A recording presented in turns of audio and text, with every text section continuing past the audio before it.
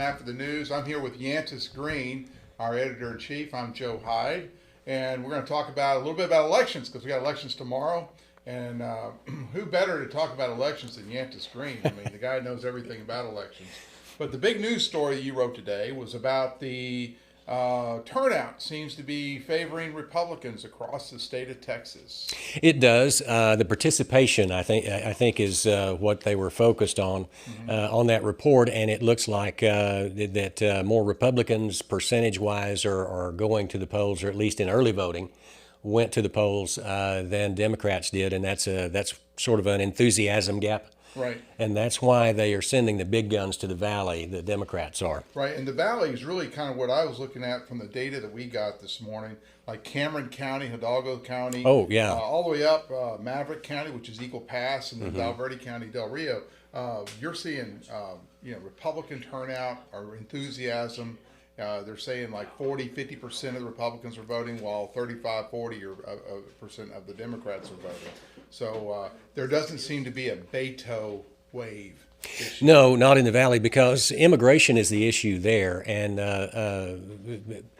what they're seeing firsthand in those counties is the horrendous burden of illegal immigration. And just the sheer numbers of people that are crossing that border, and they have to deal with a humanitarian crisis. So the voters there are saying, look, we don't like what this current administration in Washington is doing, and that's how they seem to be voting. That's why the Republicans are making headways in counties that they haven't in 100 years. I was down in Del Rio about a month ago and flew in there and had to get a taxi driver, right? And, that's a blue-collar guy, kind of guy, Right, Hispanic guy. And so I got to talking to him. He said that 1,500 to 2,000 illegals are coming across the border just in Val Verde County, right down there by the International Bridge. Yep. And he was mad. And Yeah. this guy was Yeah. a typical Democrat voter, I mean, if you were to stereotype someone, you look at the taxi driver, the working class guy, he's probably going to be the guy who's voting Democrat. Yeah. But he was hopping mad. He said, we just can't control it down here. It's impacting everything. Our schools, our kids aren't safe, those kinds of things. He went on and on for several minutes about the problem, because you just won't believe it. You just have to come down here and watch it in the morning. And then we have this Fox LA guy down there in Normandy, Texas, which is between Del Rio and Eagle Pass. And every morning, if you watch Twitter, he's posting infrared film of illegals coming across the river all night, and it's in the hundreds every day. And that's something that I've been reporting on for years, and it's just got intensely worse. And again, under this administration, there's a right way and a wrong way to immigrate into the United States, and it's being done the wrong way, and that is affecting the people that live there, and they are voting that way. Right. And down in Laredo, of course, we have a longtime Democrat, Henry Cuellar. The representative, he might get voted out. I mean, that might be a very strong incumbent who's been kind of a household name in Texas, who might be gone. Those three congressional districts down there in the Valley and back up along the border are in play. And the Republicans think they're going to win them, and the Democrats are fighting tooth and nail. They sent former President Obama, they sent former President Clinton down there to the Valley to rally the troops and to get out the voters there. Right. And it just has fallen flat so far from the information we have. One of the things that like Senator Charles Perry will talk about, he says that San Angelo is part of the Magnificent Seven. And there's 7 cities in West Texas that, I guess, counteract the continuous purpling. The rings around our urban areas are turning purple. For example, where I grew up, the Katy, the Energy Corridor, Katy, right around Texas. Houston, yeah. Yeah, that used to be like, 90% Republican. Right. Now, I mean, Fort Bend County flipped many years ago, and it's like, it's like liberal city. And then you have that western end of Harris County, it's just kind of gone, I guess, purple. Well, blue. and Harris County is the example in Texas. It's the largest city in the state. It is a blue county. Lena Hidalgo is the county judge there. She is in trouble. Well, but she controls the vote counting, 'cause Right. she's the county Yeah, judge, right. right? And the Texas Tribune and other media sources there in Houston have said, don't expect results from Harris County Tuesday night. Imagine that. Just like Pennsylvania, don't expect any results because we got to count all these ballot drop-off boxes. Of course, they don't have those here in Texas. They've outlawed them, right? Right. After the 2020 election, the legislature met, tightened up some rules and regulations because of the allegations of voter fraud, and those things are not happening. They can't happen the way that they could have in the past. You know, right after those bills were enacted they were signed into law by Governor Abbott, we had Lieutenant Governor Mike Collier stopped through our studios. We interviewed, and he was just so mad about that. He says they're taking away the right to vote of all these people. Yeah. But you know, when I'm looking at this, I mean, I'm looking at record turnout across the state of Texas. Yeah. How all these rules that the mean Governor Abbott put in place. That we're going to stop voter turnout because we won't be able to vote because you don't have your ID or whatever the other things they did is they did away with motor voting. It's not motor voter, the drive-through voting, which I thought was crazy. Because I mean, I know some people during COVID say, "Oh, I'd like to be able to drive through and vote," but the problem is you have someone else in your car who is influencing your vote. So you could have someone like go to a nursing home. Hey, you want to go to lunch? Yeah. And they'll drive them through the drive-through voting, and next thing you know, you've harvested a lot of votes. And really, a lot of these laws are against harvesting. The other one that they did is said we don't want to have the polling locations open past 7 o'clock. Remember, they wanted to do 24-hour voting? Yeah, the 24-hour voting. And there are states where you can register and vote on the same day, and that has not been the case in Texas because the potential there is for voter fraud is just too great, and the leadership of Texas doesn't see that as a viable option for voting. Well, it's harvesting, and we already know that in the Valley, and I know from Del Rio, there's a lot of voter harvesting that still goes on. Have a big party, bring your ballot application. Got to be 65 and over in Texas, but bring your ballot application, fill it out together. We'll fill it out together, and then someone from the county clerk's office tips them off, says, "Hey, we just mailed out all the ballots," and then you have another party for a ballot party. Bring your ballot, we'll fill them out together. That's probably still happens, I would imagine, but. The stuff that's happening, like Wisconsin, they have the same day voting or same day registration. Register and vote at the same day. And you had, I don't know, 250,000 more votes for Biden than Hillary Clinton. That's and that makes you go, Well, and we're dancing around this. Former President Trump, of course, alleged voter fraud and voter manipulation and election manipulation. Voter fraud has been an issue, a paramount issue in this country for the last 2 years, and there are people that do not trust the election process. Right. And there are people in the morning. Who are these people? They carry guns. There are people when the polls close tomorrow night and on Wednesday morning when there will seem to be some delays that people will point fingers and say, "See, I told you that there is the potential for fraud there." If we don't trust the election process, the country's in trouble. Right. So we'll be watching that closely, and that's why I think that this preemptive strike from the progressives and from the media in particular in Harris County are saying, wait, just because you don't get election results immediately from Harris County and the other large counties in Texas, don't think that there's any shenanigans going on. Right. So when you preemptively have to say that, I have to question why? What's going to go on? Right. Well, the other thing is, they don't allow a whole lot of mail. You have to meet certain criteria in Texas. I think it's over 65 or military. Out of the state when voting goes on, or out of your hometown. In Pennsylvania, they allow just about anyone to vote early. All right. Yeah. But here's the problem, or here's I think this is a good illustration. Florida has it wired. Florida has the results. I mean, from early voting, from voting, everything within an hour. It seems like right after closing, after polls closing. Remember, Florida was a mess back in 2001. Remember it was the Chads? In 2000. That was what started all this mess between Bush Gore. Yeah. And we've come a long way since then. And you know, those hanging Chad paper punch hole ballots where you Remember the pull guy the staring lever. at the Chad? Wanted to know, yeah. But we have come a long way, and you know, it's important because the integrity of the country depends on the public's trust of the government and the process of electing that government, and we are not there right now. You keep going back to that. You keep going back to that. But isn't it because we have Republican activists out there creating movies like Dinesh D'Souza's 2,000 Mules? Yeah. Isn't he part of the problem?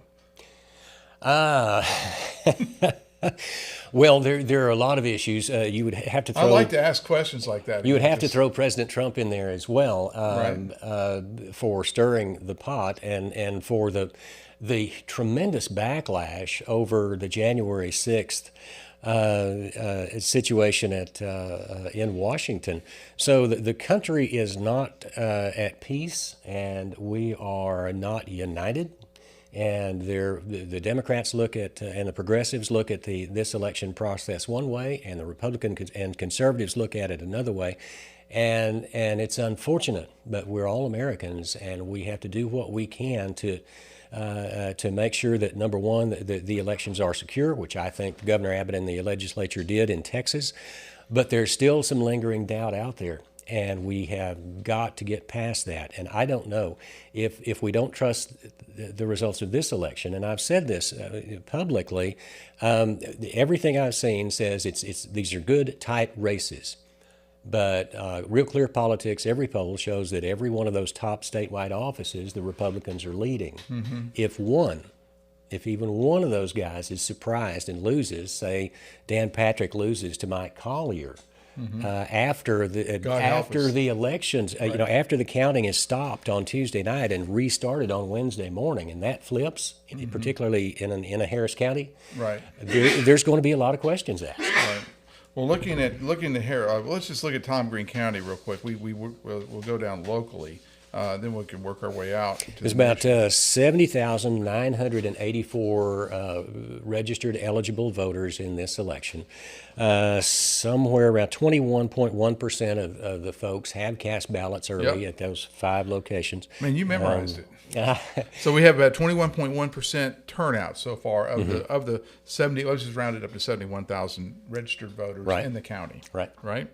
And then of that, it looks like, well, not of that, but the Republicans are trending at 43.8% of the turnout. Not of the turnout, but of the Republicans are turning out. So we have about, 43.8%. Actually, they think 43.8% of Republicans have turned out. And then of the 3,000, 4,000 Democrats, they're saying that only 40% have turned out. Yeah, and I think there's an enthusiasm gap, and the further in the country you get away from the border, the economy is the key issue. It's the one issue that everybody votes on.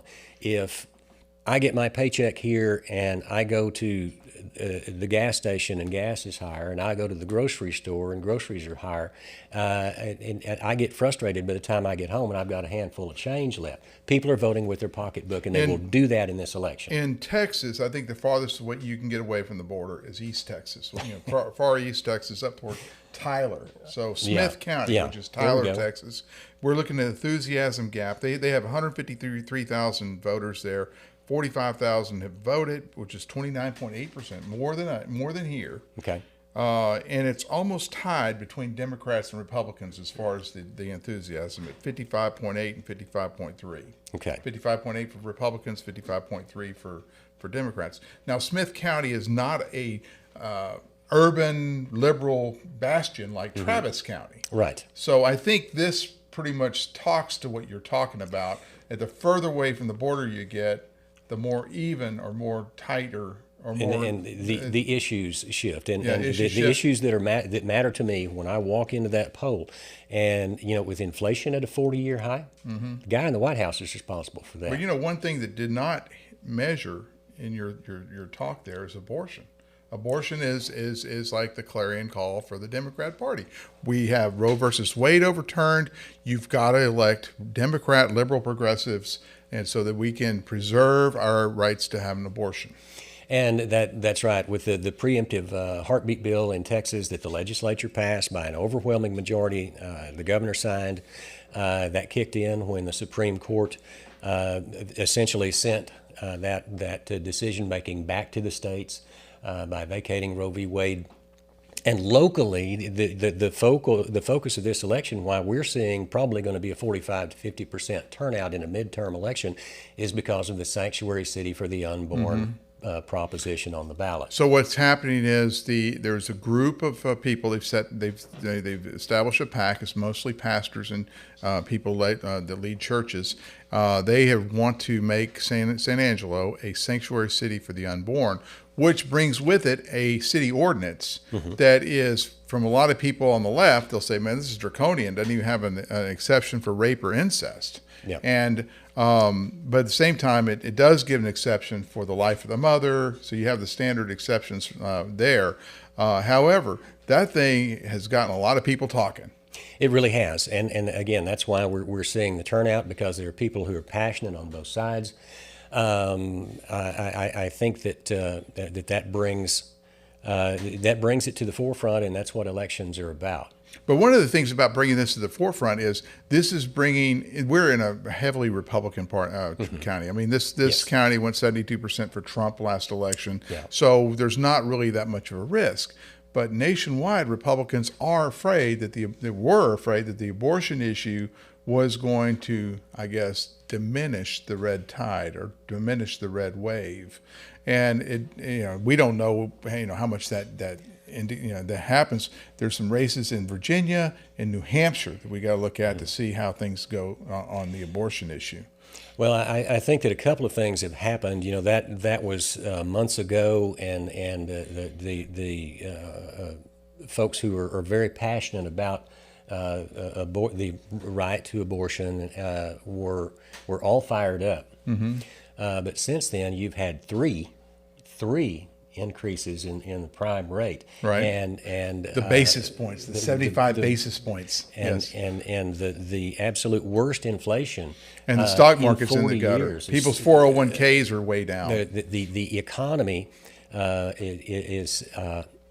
the economy is affecting everybody, whether you live paycheck to paycheck or whether you've got a 401k. Well, the big thing is the fuel. I mean, the cost to fill up your car. I mean, an F-150 costing over $100 to fill up. When the gas pump stops because they only got enough to give you $100 credit, and it stops at $100, you can't even fill up your truck.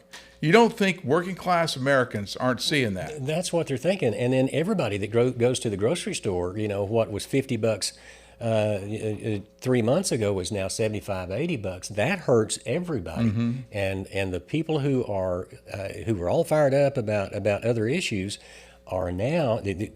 I think there is a larger voting bloc that is upset about, how do I make it from this paycheck to the next paycheck? And history has proven time and time again that the worse the economy is, the harder people are hit in their pocketbook, the more they vote. James Carville's "The Economy's Stupid." That's why Bill Clinton beat George H.W. Bush back in 1992. That's correct. They convinced people that it was George H.W. Bush's fault that the economy stunk. And that has stuck with everyone who sits in the Oval Office, and that is Joe Biden right now. Right. And in Texas, his candidate for governor is Robert Francis O'Rourke. Okay, so you're a political analysis, are an analyst, and I am an analyst. So we're the San Angelo Live political analyst, but you have the political desk with the anti-screen. I don't. Yes. So just bouncing things off. Let's give us some predictions. Let's start nationwide. Okay. Nationwide. Let's talk about, everyone's talking about, will the House get taken over by the Republicans? By how many seats will the House? I think we're only down 5 Republicans, right? So how many net gain? How many net gain will it be for the House Republicans to take over the House? I'm going to say, I'll just throw it out there. I'm going to say we're going to gain more than 30 seats. 30 seats or greater. Okay. All right. I was thinking like 23, but I know you've been reading too much Wall Street Journal. I do think the House is going to flip. I think the country's ready for that, and I think that strategically. The Republicans have put the work in to make that happen. I'm not that confident about the Senate. I think we're going to wind up with a tie there. All right, so in the Senate, I disagree. I think the one race to watch. There's 3 or 4 in Virginia. We'll talk about tomorrow, and there's one in New Hampshire. These are House races, and and one in Indiana. But I think if Herschel Walker pulls it out and wins, it's going to be a 53% or 53 senator Republican majority. Okay, that's my prediction. If Herschel Walker can pull it out. Well, and even if not, even if it's a conservative win and the Republicans gain control of the House, what that does for the next 2 years is frustrate the White House and the progressives. And from that standpoint, it makes a whole different ball game, at least for the next presidential election. And I think that within 24 hours, we're going to know if Donald Trump's going to run. Right. So Donald Trump, the rumors right now, New York Post reported early this afternoon that Donald Trump is going to announce his candidacy for presidency tomorrow, right? Or no, tonight. As early as tonight. So he has a rally with J.D. Vance in Ohio. And the rumor is at that rally, he's going to announce that he's going to run for president. And it would not surprise me. That is a very Trump-esque way to do things when you've got Election Day tomorrow. Right. What does that do to voters heading into the polls for the midterm? Absolutely classic move that Trump would make would be to announce today rather than wait until after the election. Right. All right. So that's nationwide. You're saying the Senate is you're being a wishy-washy on the Senate. You don't I'm think being a pragmatist. I think it's going to be 50-50. Okay. But you know that you think 23 houses, there are 23 seats in the House. I believe 23 seats in the House. I think we're going to be a net gain of 30. That's probably 23 total. I don't know, 25 total. The Republicans will control the House. There's no doubt, but I think it's going to be by 30 seats. 30 seats. Okay. Yeah.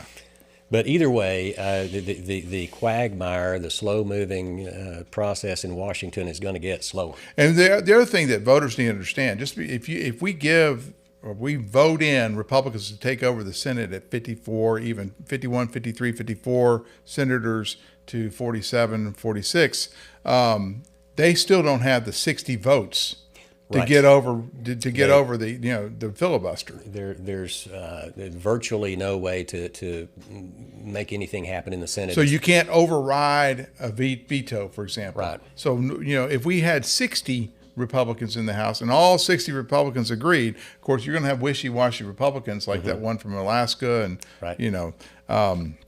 but the deal, Utah. the one from Utah, yes, his name is Romney. It would be Romney. Romney, yeah. Mitt Romney. Mitt Romney, who's trying to get an independent elected over Mike Lee, right? Yeah. Anyway, that's national stuff. Y'all don't care about national. Let's go to statewide. Statewide, it's Abbott versus Beto. What do you think? I think Abbott is going to win that one.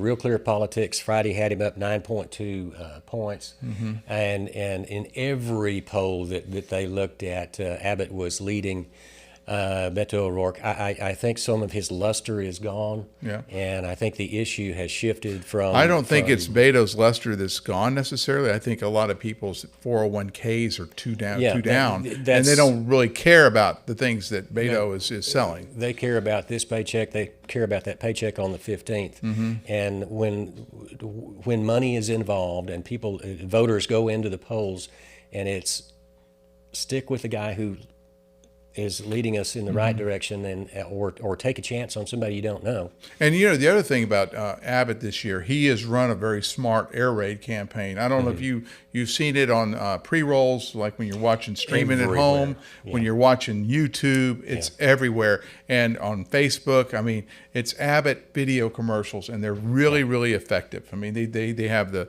one where he talks about how the tree fell on him and it crippled him. And then you have the anti-Beto stuff with him breaking, smashing a wall of bricks. That one saying he's going to take everything out with you.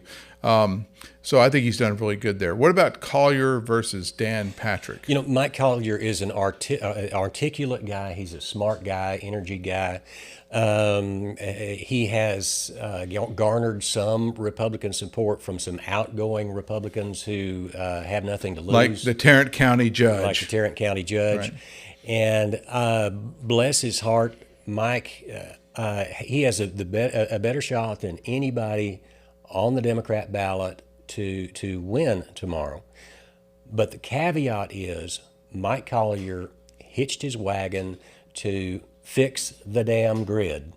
And the grid was fixed throughout his whole campaign. We went through a scorching summer while he was campaigning. I remember that. The grid is going to fail. Every day is going to fail, and you were getting upset about this because you're saying, I'm tired of these headlines about the grid about to fail because it was so hot. Remember how scorching hot it was all summer long? And we went 60 days with it above 100 degrees. Yeah. And every day some mainstream media, meaning liberal media, not us, would come out. When they come out with the grid's going to fail today. Yeah, the grid's going to fail. Look how close it is. Oh, just a little bit more and the grid's going to fail. The grid never failed because the legislature took action and ERCOT took action and the energy companies fixed what was wrong. But Mike Collier, running for lieutenant governor, said the grid is not fixed. It's going to fail. The grid is not fixed. It's going to fail. And it never did. If you're worried about your paycheck and you're worried about the price of gas, one thing that Mike Collier also hitched himself to was he was Joe Biden's campaign director for Texas. Yes. So he helped get Joe Biden elected. Yes, he did. And he helped put those people in office who are making gas prices go way up. Okay. And so you can't do that and win. I just don't, and I don't think Dan Patrick has done enough to talk about that. The other thing I'll say about Dan Patrick is, the lieutenant governor. This is the race we're talking about. The lieutenant governor sets the agenda in the Texas Senate. He runs the show. He runs the show. He decides what bills are going to come up. I think it's very. I mean, I know I ran for county judge, and I'm I kind of looked into that, peered over the wall into that. But I think that 3.5% rollback, I mean, they went from 7% down to 3.5% rollback tax rate was so smart.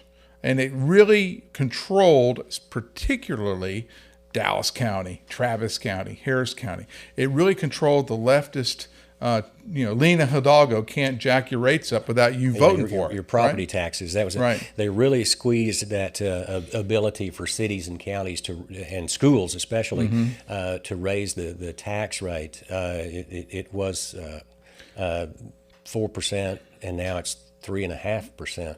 I think it was more than 4%. Wasn't it 7%? And it was 8% at one point. 8%, yeah. But what they've done is now you've got 3.5%, and it's an automatic rollback. Right. Prior to a rollback election, you have an election among the people to say, we don't want this tax rate. So basically what they're saying, counties and municipalities, everyone complains about the tax rates, property tax rates. What Dan Patrick put in place was that 3.5% cap that made it really difficult for school districts, counties, and cities to raise your property taxes. In fact, a lot of people had to lower their property taxes in order to keep the gross revenue increase year over year off of those. Everyone talks about the appraisal district and how they jack up your rates and stuff like that. Well, what they said, the revenue can't exceed 3.5% of the previous year. And by doing that, it really made our local government officials look closely at what they're spending their money on. I mean, yeah, it did, and you're right. That was a good move on behalf of the legislature, and I've talked to Dan Patrick, and he and the legislature have said that priority one, when 10 days after everyone is sworn into office, after Inauguration Day on the 1st, when the legislature meets in January, they're going to hit property tax reduction again. Mm-hmm. Well, they've certainly kept a lid on it. It's the property tax, your gross amount's still going up, but it's not going up nearly as much as it could be. And there are even rumors about negotiations about eliminating, and Governor Abbott said this when he was here at Fuentes Cafe downtown. They are looking at eliminating property tax, M&O property tax for schools altogether. Now that is something beyond me. I don't know where the funding source would be. It's going to take a lot. It's going to take a lot of the local control away from the school districts. If you're on the school board and the school board decides to do something that's not in alignment with what the state wants, more so today, or more so in the future, if they do that than it is today, the state can just cut that funding. and they can still do it today. I mean, because I don't know, probably half our school district budget comes from the state. Yeah, and we've been pushing for that for the state to pay more of their share. So yeah, all those dynamics are in play, and that's why it matters who you elect now to go to Now, Austin. the reason why these county judges, these Republican county judges who are rhinos, like the Tarrant County judge, reason why they endorse Mike Collier, who looks like a Republican, smells like a Republican, but he's a Trojan horse. I promise you, this guy is because they don't like that 3.5% cap. Right. They want to spend money wantonly in Tarrant County on all their favorite projects, and Dan Patrick won't let them do it. Well, and they're really squeezed, especially counties like Tom Green and smaller counties like Erie County and Sterling County. They're really squeezed by that because you can't raise any revenue, but the cost of those mandated services, unfunded mandates, the state says counties will do X, Y, well, and not Z. just unfunded mandates. I mean, the cost of gas to run your sheriff's office. Yeah, that's going to go up, mandated, right? Cost. Or you need to pay your sheriff's deputies a lot more money because I mean, Crane County is recruiting in our COG. You know, when they go through law enforcement school, in our COG, they have a bulletin board, and there's Crane County will pay you double what you're making now in Tom Green County. Right. Now, Tom Green County can recruit new deputies based on quality of life, and you get the Red Arroyo, you can go jogging down, and the wonderful nightlife at the Dead Horse, all that kinds of things. But they don't have that in Crane County. I mean, the Crane County is nothing, you know. Well, and you know, through your race in that primary, you know, we heard that a lot. Is you know, you pay your starting jailers $14.22 an hour, and you've got 23 positions you haven't filled. You cannot fill at that And at the same time, it was $17.22, but $17.22. if they raised it up to $21, $22, it was going to be, I think, $2 or $3 million liability on the county. I mean, it was a crazy. It was a very bad choice. But at the same time, they figured out how to work it out, and we haven't heard anything. I mean, Sheriff Hanna went to the commissioner's court. They worked things out. And he thinks he has stemmed the bleeding. I've talked to him. Well, and it's still a very tough thing, and we know that the criminal justice through the governor's office, there's a lot of funding there, especially that's coming with the public defender's office now. So there are some different funding formulas that are coming from the state, and those, of course, are going to get tweaked again come January. So these are funded mandates. The funded mandates. That's yeah. All right. So we talked about statewide. Is there anything else in the statewide? Well, of course, every one of the offices I saw when I saw the last poll, the Democrats were polling in the high 30s, the Republicans in the high 40s or low 50s. Right. So it looks like it's going to be a sweep. It should be, and I think that we're going to be watching for that. And if it's not, I think that's going to be huge. Lena Hidalgo has cheated the Democrats out of it. So is you going to blame her for all of it? Well, I just you know, political parties shenanigans occur, and in years past, the way you won elections was by getting all the votes before they're counted, and now it appears that sometimes in some places that there's some shenanigans after the votes have been cast and while they're being counted. All right, locally, all of our candidates are pretty much running unopposed. County Judge is Lane Carter, and he has a write-in candidate, Gary Jenkins, right? Yep. How do you think that's going to happen? What do you think Gary Jenkins is going to poll at? Well, I would be surprised to see more than 1 or 2%. And the reason is it's so how many write-ins is 1 or 2%? That'd be about 1,000? Mechanically, 500, 800. Mechanically, you've got to physically write in his name correctly on the ballot. So if you misspell it, it doesn't count? If you misspell it, it doesn't count. It is an exercise in democracy. It's an exercise in fairness.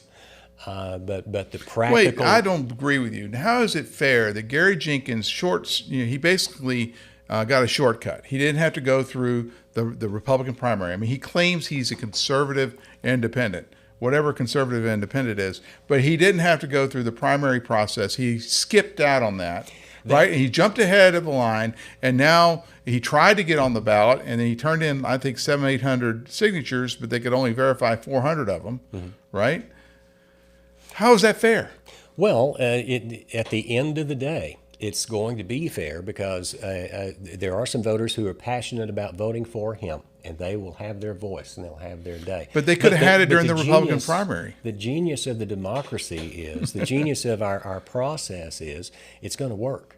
Right. You think so? The will of the people is going to win out. I trust the voters. The voters, I've said this before, the stars might lie, but the numbers never do. Well, I understand that there's no way he's going to win because no one's going to be able to spell his name right because it's too long. But I will say this.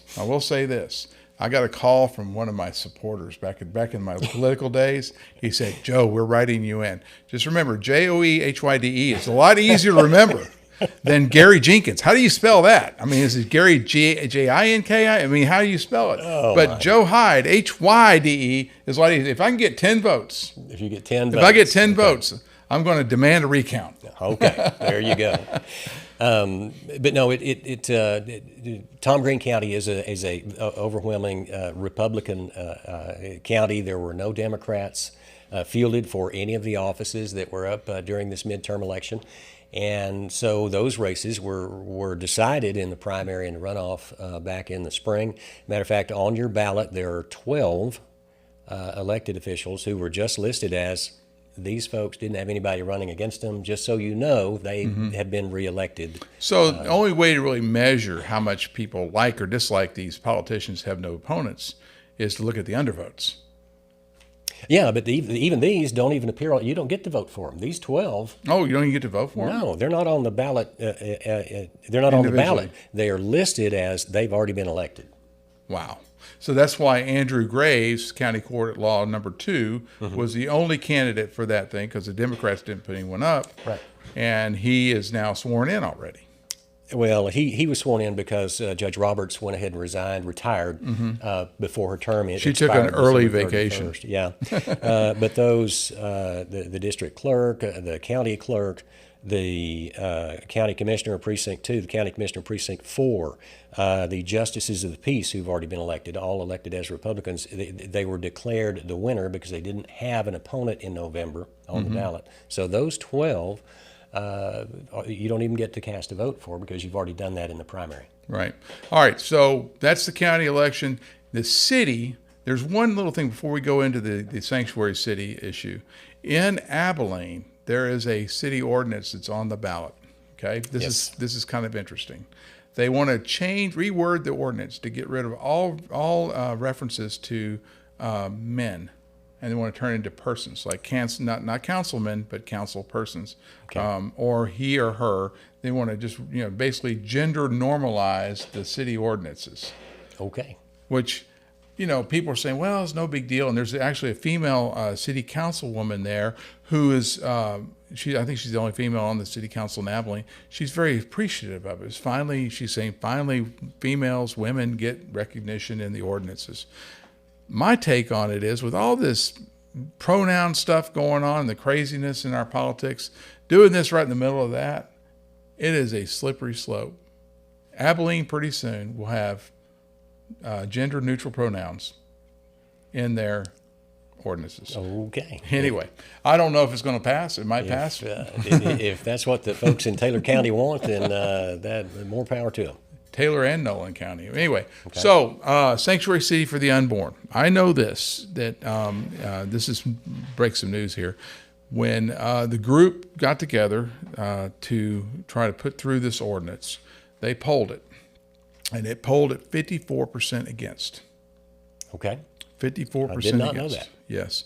So they knew that they were in an uphill battle the entire way to get this ordinance passed.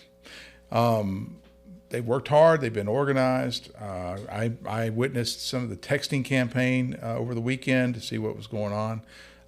Early voting, the exit polls are looking pretty good for it, but we don't know. What do you think?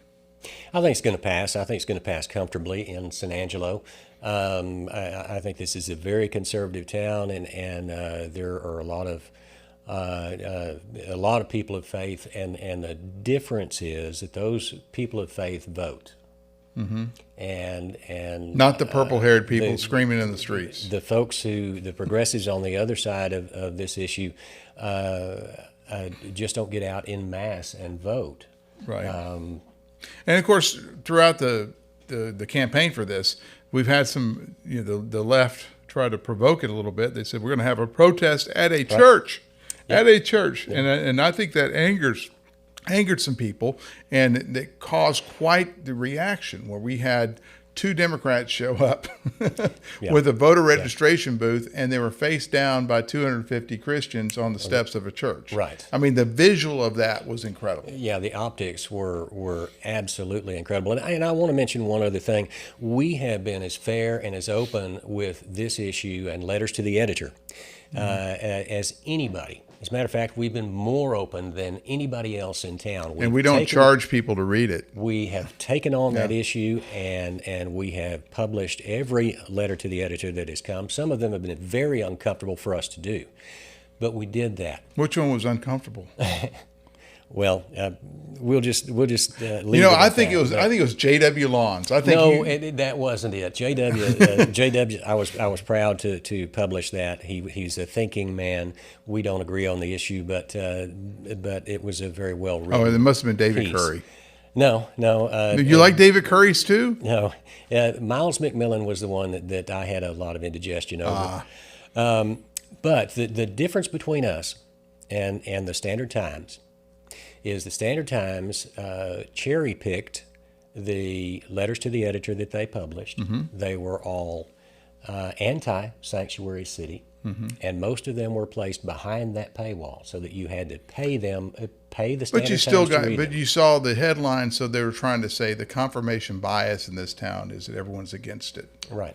And, the thing that I realized from being out there in the city and watching this, I've been watching this issue for a year and a half. The first time I really noticed this was back last year, I think in August. They were trying to get the city council to just pass the ordinance themselves without having to go to a referendum.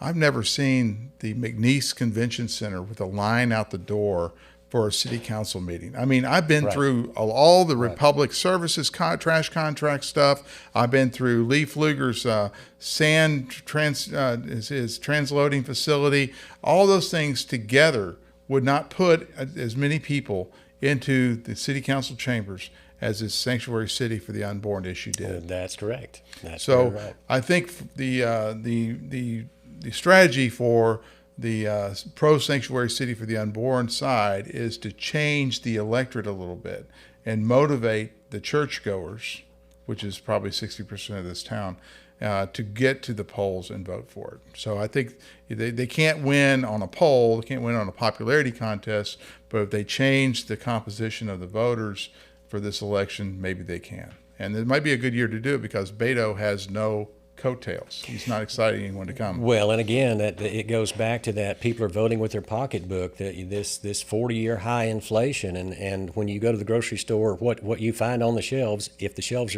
have anything on them, is much more expensive than it was 3 months ago, 6 months ago, and people like me, working people, paycheck to paycheck folks.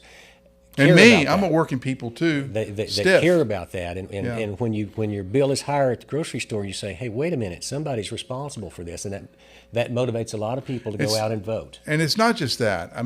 We're only all in this world, and we're only able to work so many years. And when you take away years from us, when you make down economy years, like we're kind of going into right now, it's been kind of, we don't know what it's going to do.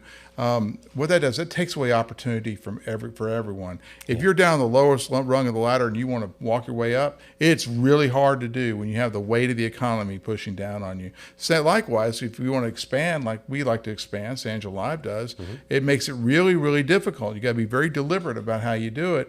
But because, it's not, blowing and going like it was in 2019. Right. 2019 was a wonderful year. Just remember that. And there's reasons why it's not like 2019. I can tell you right now as a business owner here in town. But anyway, we have talked a long time. We probably down to like 3 people on, and Trammell has gone to sleep at the control wheel. But it's always a pleasure to talk to you on the air. Thanks. We're going to do this again tomorrow night, twice. We're going to do one show at 7 o'clock, right when the polls close. We'll have the early returns, and then we'll come out right after, probably around 9 to 10 o'clock. We're not going to make a hard time on it to announce the final calls and give our analysis, and we'll have some guests on. I hope we can find some guests to come on. If you want to be a guest, contact us. But anyway, for Yantis Green, here to my right, I'm Joe Hyde, and back to you, Matt.